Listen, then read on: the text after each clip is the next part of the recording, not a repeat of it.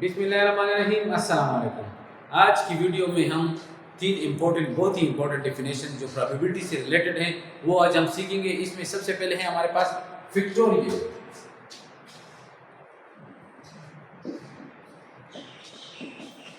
Factorial हमारे पास होता है द प्रोडक्ट ऑफ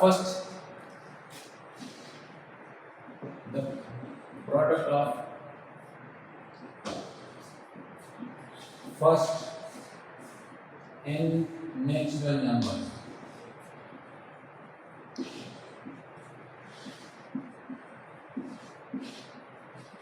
और इसको हम डिनोट करते हैं n फैक्टोरियल से। ये टर्म्स फैक्टोरियल जो है ये प्रोबेबिलिटी में कई मरतबा यूज होगी, तो इसलिए मैं आपको सबसे पहले प्रोबेबिलिटी का चैप्टर शुरू करने से पहले मैं फैक्टोरियल आपको समझा रहा हूँ। तो ये देख लें, इसको हम डिनोट करते हैं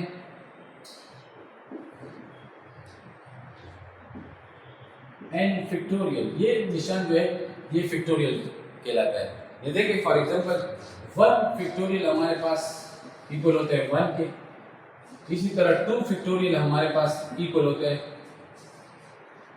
2 इंटू 1। 3 फैक्टोरियल हमारे पास इक्वल होता है 3 इंटू 2 इंटू 1, यानी 3 टू 6, ये 6 के इक्वल होता है। ये हमारे पास 2 1 2, 2 के इक्वल होता है। इसी तरह 4 फैक्टोरियल हमारे पास होता है 4 इंटू 3 इंटू 2 इंटू 1, और ये हमारे पास 24 की इक्वल होता है, एंड सो ऑन।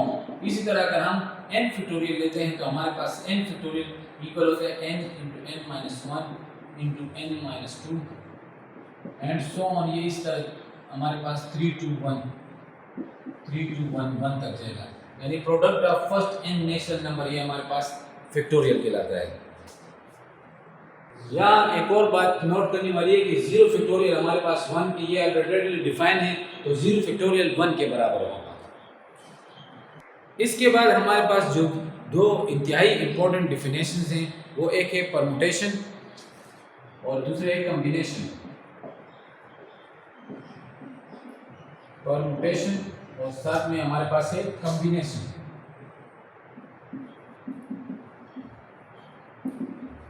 ये मैंने अलग अलग इसलिए लिखे ताकि इसमें मैं आपको जो डिफरेंस है, फ़र्क है, वो भी वाज़े करूं। तो हमारे पास परमुटेशन डिफाइन होगा the group which can be made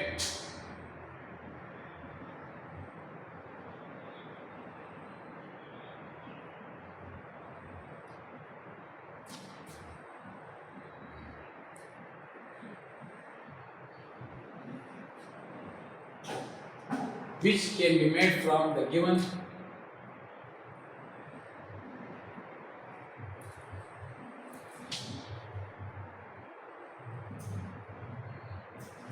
by taking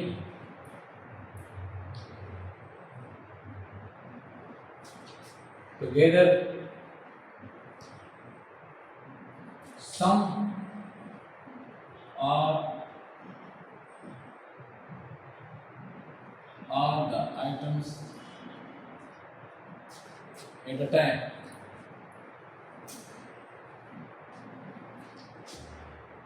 With regard to, ये बात नोट करने वाली इसमें, with regard to the order of the objects.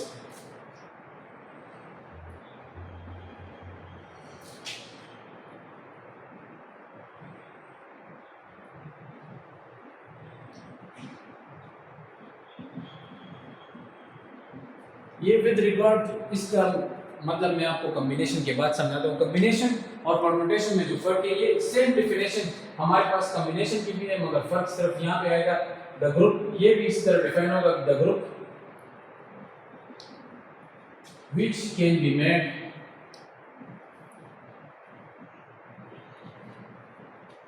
from the given object।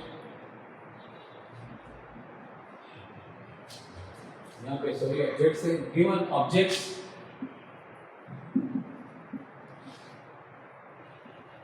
by taking together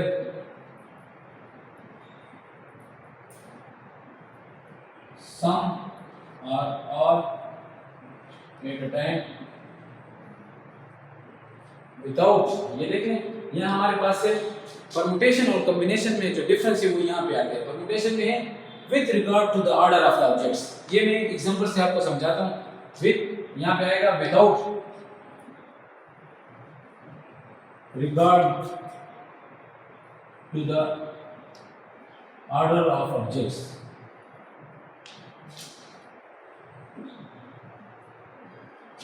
अच्छा, इन दोनों में जो डिफरेंस है वो अब हम एग्जांपल से आपको वाज़ेह मैं करूंगा। ये देख लें, फॉर एग्जांपल मेरे 3 स्टूडेंट्स हैं,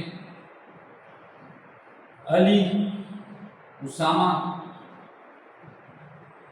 और साथ में है सलमान। इनमें से मैंने 2 स्टूडेंट्स को प्राइज देने, फर्स्ट और सेकंड प्राइज। तो ये देख लीजिए कितने तरीकों से होगा। ये हमारे पास 6 इससे मुख्तलिफ परमुटेशन बनेंगे। ये देखें, हो सकता है कि अली को फर्स्ट आ जाए और उसामा हमारे पास सेकंड प्राइज आ जाए, या ये हो सकता है कि उसामा को फर्स्ट प्राइज मिले और अली को सेकंड मिले, या ऐसे हो सकता है कि उसामा को फर्स्ट मिले और सलमान को सेकंड प्राइज मिले, या हमारे पास ऐसे भी हो सकता है कि सलमान फर्स्ट और उसामा सेकंड आ जाए, या हमारे पास अली फर्स्ट आ जाए, सलमान सेकंड आ जाए, या हमारे पास सलमान फर्स्ट आ जाए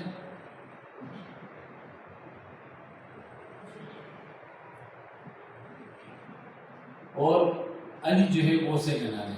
तो ये देखिए, इससे 6 मुख्तलिफ, इसमें हमारे पास ऑर्डर को हमने खातिर मिलाया है। ऑर्डर फर्स्ट सेकंड प्राइज है, इसलिए सेम अगर हमारे पास ये 3 स्टूडेंट्स हैं, अली, इसके बाद है उसामा और साथ में है हमारे पास सलमान। इससे हमने 2 यानी टीम बनानी है, इसमें से 2 हमने स्टूडेंट सेलेक्ट करने हैं। तो हो सकता है हमारे पास ये हो जाए कि अली और उसामा सेलेक्ट हो जाए, या हमारे पास ये हो सकता है कि उसामा और सलमान सेलेक्ट हो जाए,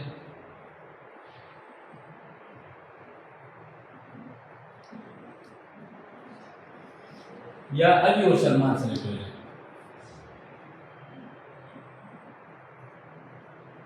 ये देख लें, टीम बनानी है 2 बंदों की, 2 स्टूडेंट्स थे, तो अली ये पहले आ जाए या उसामा पहले आ जाए, इससे कोई फर्क नहीं। इसमें हम ऑर्डर को खातिर में नहीं लाते। तो ये हमारे पास परमुटेशन और कॉम्बिनेशन में जो बुनियादी फर्क है। जनरलाइज हम ये करें कि अगर हमारे पास n डिफरेंट ऑब्जेक्ट्स हैं, n ऑब्जेक्ट्स हैं, और इसमें हम r एट अ टाइम लें, r ऑब्जेक्ट्स, तो हमारे पास परमुटेशन की डेफिनेशन होती है, नोटेशन होती है npr, और ये हमारे पास ये होगा n factorial divided by n minus r का फैक्टोरियल। और इसी तरह कॉम्बिनेशन में हमारे पास, अगर हमारे पास n डिस्टिंक्ट ऑब्जेक्ट्स हैं हमारे पास, और उसमें से हम r ऑब्जेक्ट सेलेक्ट करते हैं, r ऑब्जेक्ट्स, तो हमारे पास कॉम्बिनेशन के जो नोटेशन है ncr, ये हमारे पास आएगा n factorial divided by r factorial, और साथ में आ जाएगा n माइनस r का फैक्टोरियल। ये देख लें, मैथमेटिकल फॉर्म में भी मैंने परमुटेशन और कॉम्बिनेशन दोनों लिख लिए। ये दोनों हमारे पास प्रोबेबिलिटी में बार बार रिपीट होंगे, तो इसलिए मैंने ज़रूरी समझा कि प्रोबेबिलिटी का चैप्टर शुरू करने से पहले जो इसमें जो टर्म्स हैं ये भी आपको समझाऊं। अच्छा, ये देखें, यहाँ एक और बात नोट करने वाली है कि एनसीआर में यानी कॉम्बिनेशन में और परमुटेशन में ये रिलेशनशिप है। ये देखिए, n factorial divide by n minus r factorial, ये npr के बराबर है। तो यहाँ n factorial divide by n minus r का फैक्टोरियल, ये आ जाएगा npr, और साथ में ये नीचे r फैक्टोरियल। ये देखें, तो ये हमारे पास एनसीआर और npr यानी परमुटेशन और कॉम्बिनेशन में ये रिलेशनशिप है। इसके बाद ये देखिए, जो एग्जांपल मैंने लिखी वो मैं आपको फार्मूले से भी प्रूफ करता हूँ। हमने एक एग्जांपल ली थी कि उसमें हमने लिखा था उसामा अली, उसी तरतीब से लिख लेता हूँ, अली, उसामा और साथ में था सलमान। ये देखें, इससे हमने 6 परमुटेशन बनाए थे। तो फार्मूले से चेक करते हैं, हमने फर्स्ट और सेकंड प्राइस के लिए ये स्टूडेंट लिए थे हमारे पास। ये देखें, इस केस में n आ गया 3 स्टूडेंट थे, और फर्स्ट और सेकंड प्लेस के लिए तो r आ गया हमारे पास 2। तो परम्यूटेशन के फार्मूले में इसको पुट करते हैं, NPR हमारे पास आएगा n factorial divided by n minus r का फैक्टोरियल। तो हमारे पास यहाँ n है 3 और r की वैल्यू है 2, तो इससे हमारे पास आ जाएगा 3 फैक्टोरियल और साथ में आ जाएगा 3 माइनस 2 का फैक्टोरियल। तो ये देखिए यहाँ से ये बात है 3 फैक्टोरियल 3 इंटू 2 इंटू 1 और 3 माइनस 2 1 फैक्टोरियल, तो 1 फैक्टोरियल तो 1 की इक्वल है, तो 3 टू 6 1 6 यानी इससे 6 और हमने भी इससे 6 परम्यूटेशन बनाए थे। सेम केस अगर हमारे पास कॉम्बिनेशन में देख ले तो इस केस में हमारे पास भी n 3 था और r यही हमने 3 स्टूडेंट लिए थे, मगर इससे हमने टीम बनानी थी 2 स्टूडेंट्स की, जिसमें हमने ऑर्डर को खातिर में नहीं लिया था without regard to the order of the. ये हमारे पास कॉम्बिनेशन का क्वेश्चन हुआ। तो हमारे पास ये देख लें कॉम्बिनेशन का फार्मूला हमारे पास है NCR, यानी ये है n फैक्टोरियल r का फैक्टोरियल और साथ में n माइनस r का फैक्टोरियल। तो देख लें यहाँ पे आ जाएगा n की जगह 3 और r की जगह आ जाएगा 2। जब वैल्यू हम पुट करते हैं तो हमारे पास आ जाएगा 3 फैक्टोरियल r का फैक्टोरियल यानी 2 का फैक्टोरियल और 3 माइनस 2 का फैक्टोरियल। तो इससे हमारे पास आ जाएगा 3 इंटू 2 इंटू 1 और 2 फैक्टोरियल 2 इंटू 1 और 3 माइनस 2 1 का फैक्टोरियल। तो ये 2 इंटू 1 इंटू 1 से कट गया, तो ये हमारे पास आ गया 3। तो ये देखिए इससे हमने 3 कॉम्बिनेशन बनाए थे, जो मैंने फार्मूले से साबित कर लिए कि ये ठीक हमने बनाए थे। इसके बाद परम्यूटेशन के 2 मजीद हम केसेस डिस्कस करेंगे। अगर हम परम्यूटेशन व्हेन, ये वो केस है कि हम permutation when all the objects are taken at a time,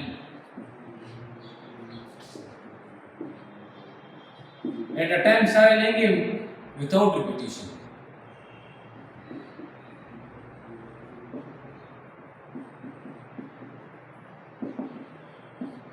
यानी ये देख लें हमारे पास एक लफ्ज में लिख लेता हूँ बॉक्सर, विदाउट रिपीटिशन है, तो इसमें हमारे पास ये होगा कि n और r दोनों बराबर होंगे। और अगर हम फार्मूले पे पुट करें NPR, तो NPR हमारे पास आएगा r की जगह भी n आ जाएगा, क्योंकि n और r बराबर होते हैं जब हम तमाम ऑब्जेक्ट्स को वो एट अ टाइम लें और विदाउट रिपीटिशन है। तो ये हमारे पास आ जाएगा n फैक्टोरियल और नीचे आ जाएगा n माइनस n का फैक्टोरियल। तो n माइनस 1 0 फैक्टोरियल और 0 फैक्टोरियल हमारे पास, जिस तरह मैंने स्टार्ट में बताया था कि 0 फैक्टोरियल आर्बिट्रेरी डिफाइन है और वो 1 की इक्वल है। तो ये आ जाएगा 0 फैक्टोरियल यानी 1 के बराबर, तो इससे आ जाएगा n फैक्टोरियल। जब हम तमाम ऑब्जेक्ट एट अ टाइम लेंगे विदाउट रिपीटिशन, जिस तरह मैंने एक लफ्ज लिखा है यहाँ पे बॉक्सर, इसमें तमाम जो वर्ड्स हैं वो एक एक दफा आएंगे, रिपीट कोई वर्ड्स भी नहीं हुआ। तो इससे कितने परम्यूटेशन पॉसिबल हैं? अगर आपसे कोई ये क्वेश्चन कहे तो इससे हमारे पास पॉसिबल परम्यूटेशंस हैं, ये हमारे पास 1 2 3 4 5 और तमाम जो हमारे पास वर्ड्स है वो एक एक दफा आए हुए, रिपीट नहीं हुए। तो ये हमारे पास आ जाएगा n फैक्टोरियल यानी कि 5 फैक्टोरियल, ये आ जाएगा 5 इंटू 4 इंटू 3 इंटू 2 इंटू 1 और इससे आ जाएगा 120, यानी इससे 120 परम्यूटेशन हमारे पास आएंगे। इसके बाद हमारे पास एक और केस डिस्कस करते हैं कि तमाम ऑब्जेक्ट्स हम एट अ टाइम लेंगे मगर with repetition.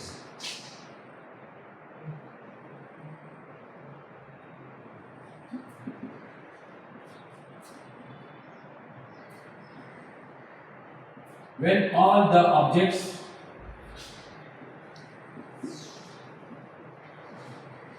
are taken at a time with repetition,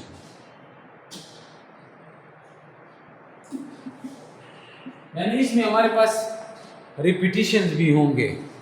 for example मैं यहाँ पे देखिए, तो इस केस में सबसे पहले मैं फार्मूला लिख देता हूँ। हमारे पास फार्मूला होगा NC N1 N2 and so on NK, और ये इक्वल होगा हमारे पास n का फैक्टोरियल और नीचे आ जाएगा n1 divided by n1 factorial n2 factorial and so on NK factorial. और इसमें एक और बात नोट करने वाली है कि यहाँ पे हमारे पास n1 + n2 up to so on n के, इनको आप जब हम प्लस करेंगे तो ये n की इक्वल होगा। ये वो केस होगा जब हमारे पास तमाम ऑब्जेक्ट्स के डेटा नहीं मगर विद रिपीटिशन। और इसकी एग्जांपल में स्टैटिस्टिक्स की क्लास है तो हम एक लफ्ज लिख लेता हूं स्टैटिस्टिक्स।